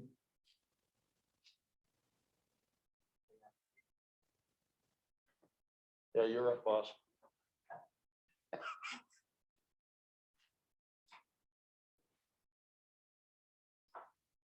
So there's really, from my perspective, two ways that the board could address that. One is the simple way to table the item and then ask the lawyer to draft the letter, and it can be considered at a future meeting. If you guys are okay with the terms that are laid out in Supervisor Lesprince's staff report, or you guys want to establish some of those terms tonight, you can do like we did with the Brownfield Authority Agreement and say, based on these terms, we're approving this letter subject to the approval of the final document by the township attorney. My only concern is that with two offers right now, that if we can approve, if the board so chooses, approving the material terms and not adding with no additional terms. Letter of interest says that terms for 30 days, it's 10,000 that goes into escrow and it's totally refundable for any reason or for no reason. I'm okay with that. Yeah, I agree with you, Ken. Motion or discussion? You're up, Ken. We need the attorney skills and you, Treasurer Pierce, to state the material terms. I move that we accepted the letter of interest concept for the property at 2945 Whitecliff Drive. And that the terms are that the $10,000 goes into an escrow account for a third party. And that it is completely refundable at the end of the 30 days. If for any reason or no reason, the township decides not to go forward. Is there a second? Ken, I'll second that if you'd add that after it is approved by our attorneys. That's fine.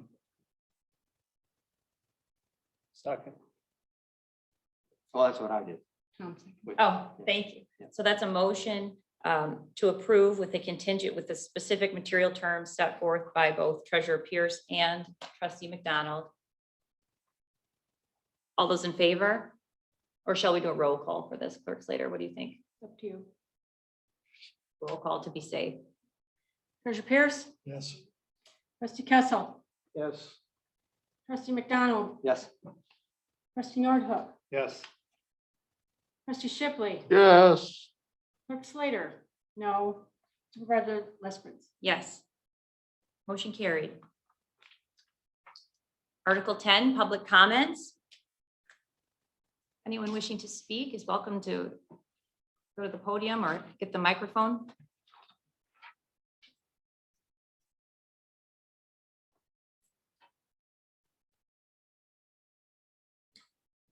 Good evening. Hi, my name is Jeremiah Gruco. I live at 7061 Cascade. I think if we do buy the park, I think we should really address the issue of the pathway. Right now, I live off of Cascade and the park, yeah, if we do it, great. But right now, with my family, we walk downtown. It's really unsafe on the pathway. And by creating that park, you're actually going to create more traffic both ways and even make it more important to create a safer pathway going both ways. I know that's not what's on the agenda, but I think while you guys are considering that, and even if you don't purchase the park, I still think either way that should be a very important part to allow. Like right now, when my kids walk, I'm scared every time I let my kids go down to the ice cream store because if a car gets too close or something, and I see grown adults every single time walking by there, they're getting freaked out. They're running across it because it's not safe. So by doing the park, it is going to create even traffic coming both ways because you're going to have people coming from down there. Either way, we should address it. I just think it's going to even make it that much more important to think about while you guys are thinking about this as well. So. Thank you. At the bridge. The bridge going over the river, because it's just, you're kind of bottlenecked there. Traffic's coming on you. Like whenever I walk with my kids, the rail's here, the road's here, and like I'm making sure my kids stay on the inside just because I don't want one of them trips or something. And it's just kind of, I feel like a very unsafe thing. Like I've lived there for 9 years and every single time. Now my kids are 16, 12, and 9. They want to walk and get ice cream. And I feel crazy for worrying, but I let them. But every single time I'm freaked out. Like what happens if one of them has a clumsy, dumb moment and trips and falls on the road or something stupid? And it could be bad. And it just stresses me out every single time. And I still don't know why it hasn't been corrected. So, thank you.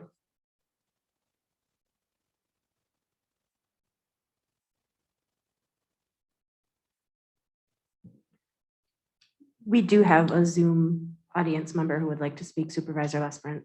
Thank you. Please proceed. Chris Nordyke. Welcome, Mr. Nordyke. Please proceed. Thank you. I'd like to thank you, Supervisor Lesbrant, for the appointment and the Township Board for appointing me as well. I greatly appreciate the ability to serve on the Planning Commission and to serve the Township where I've been a lifelong member and resident. Thank you. Thank you. Thank you for your service and also for your service on the PFAS Advisory Committee also.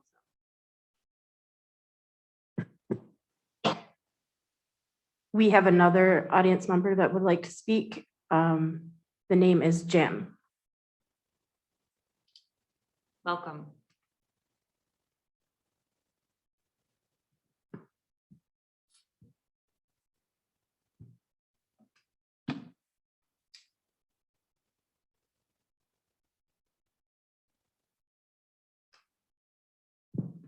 Jim, you'll have to unmute your microphone. I've sent you a request to do so.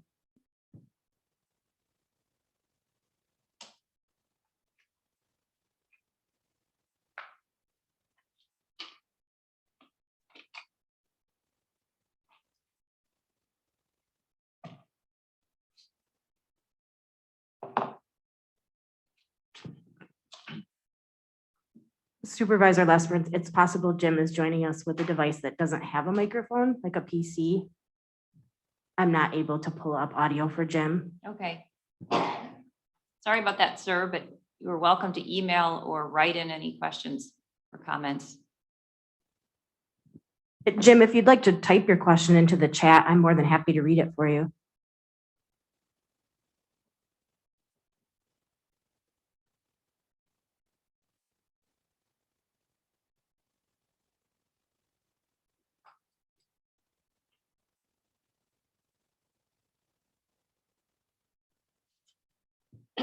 We have no further raised hands at this time, Supervisor Lesbrant. Thank you.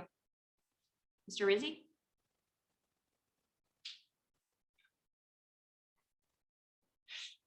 Scott Rissy, 7238 Cascade Road. Just wanted to say thank you. I really enjoyed the Planning Commission and look forward to continuing.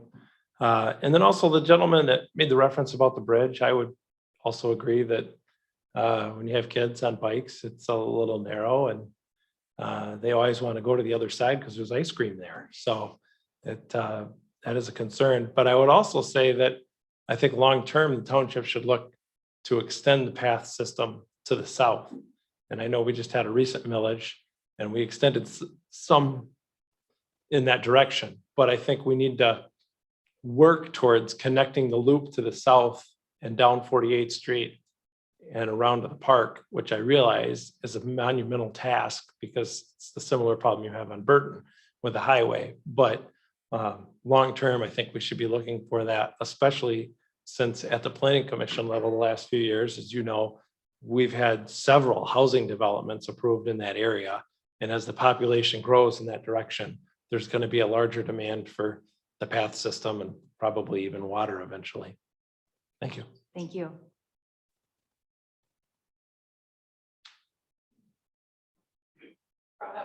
Sorry, you brought up email. I tried to email earlier this week. I actually have some of your emails from previous, but I couldn't find any emails on the website whatsoever. Are they out there for us to, as residents? They should be. Okay. Assistant Manager Fast, can you help her? Okay. Thanks. Because I looked. Come see me after the meeting. I'll help you.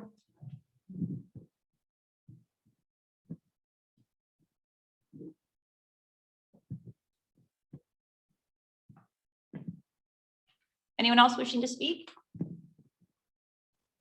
We do have a comment from Paul Strauss. And he said, can you please give us an update on the Thornapple River Special Assessment? Sure. Yes, and there was a procedural error that needs to be fixed that we've had our special counsel Cliff Bloom working on. I was hoping that it would be able to be up this evening or tonight's meeting, but the plan is that it will be at the next meeting on the 26th. And I know that people are anxious, especially with spring starting, and anxious to use the river. So on behalf of the township, staff and legal counsel, I apologize for the error, but it will be on the next meeting. We do have another commenter, Supervisor Lesperance, that's Stephen Renkema.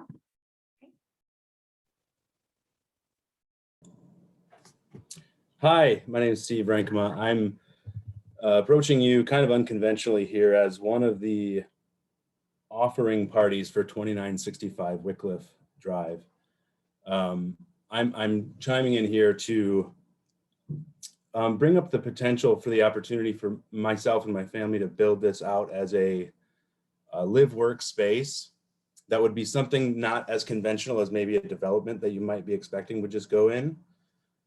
So I would just, I guess, bring up this topic to say, why not let an individual taxpaying member of the community potentially develop this rather than going into a green space that is funded by the township? Thank you.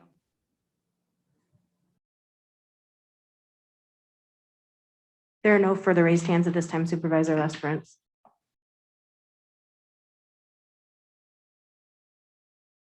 Article 11, manager comments.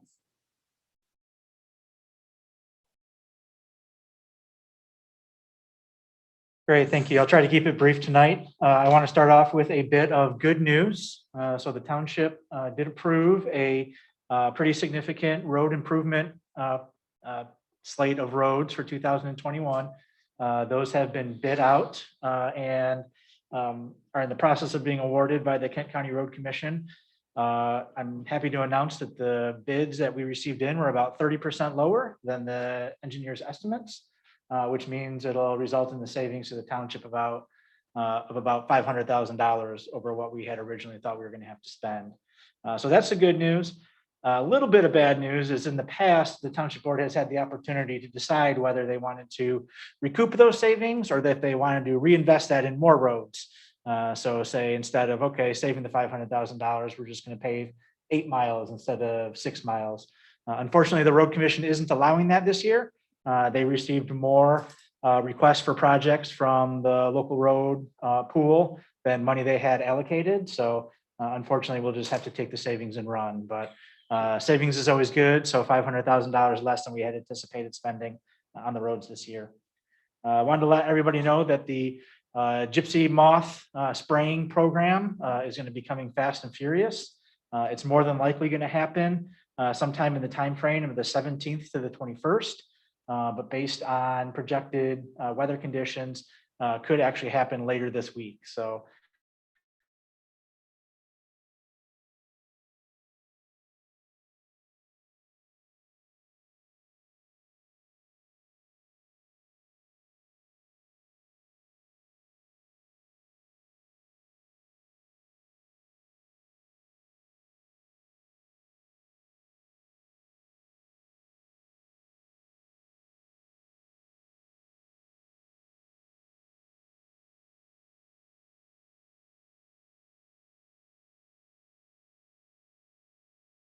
Treasury on how our ARP funds can be spent. Remember, we talked about in the past couple of meetings, it's anticipated that the township will receive close to $2 million, somewhere in the $1.9 million range. They did release the guidance for entitlement communities. Those are typically larger urban communities that get CDBG allocations on a yearly basis. And they anticipate that the non-entitlement community guidance will be coming out this week. So I'm hoping at the May 26th meeting, I'll have some more information for you and would like to entertain hopefully robust discussion on how the township wants to determine how those funds should be spent. And that is everything I have. Thank you. Thank you. Article 12, board member comments. Trustee Shipley? Sure. Excuse me, John. Two things, going back to the neighborhood parks potential process. I mean, I think we've got the framework, that Ben got his hands. We've got 30 days. Hopefully, Ben, you can have that maybe in our hands by Monday or so, and then get it done. Okay, Friday, thank you. And use that, and as Jimmy said, use that as the model. But second, I think something we should task our Parks Committee to do is to come up with a process for evaluating neighborhood parks across the township. I think there's 3 key steps. The first is identify the needs for neighborhood parks, and where are we underserved? And I talked to Grace about, for example, teens. We've talked for years about, you've got playground stuff for young kids, and there's all kinds of sports for older kids. There are things that we've talked over the last decade about skateboard parks and rock climbing walls or something in the area, but where are we underserved geographically, but also demographically? And teens seem to be one of those areas. So the first thing is identify the needs for neighborhood parks. And the second thing is to then identify zones. So we can't go and specify if there's 30 pieces of property, we want to buy all 30 of these. It doesn't make any sense. But we could come, I think the Parks Committee could say, here are zones that are underserved. So they identify the needs, they identify the zones. Then we need to ask them to identify the funding. And most likely that's going to be, we go to voters and ask the voters, to support bond, some kind of village. Or maybe there's other ways, but the third thing is how do we then, now we've got the needs, we've got the zones, how do we fund it? And so we come up with a comprehensive plan for neighborhood parks across the township. So that's the one we do. I would just like to congratulate Mr. Merlin on his appointment to the planning commission.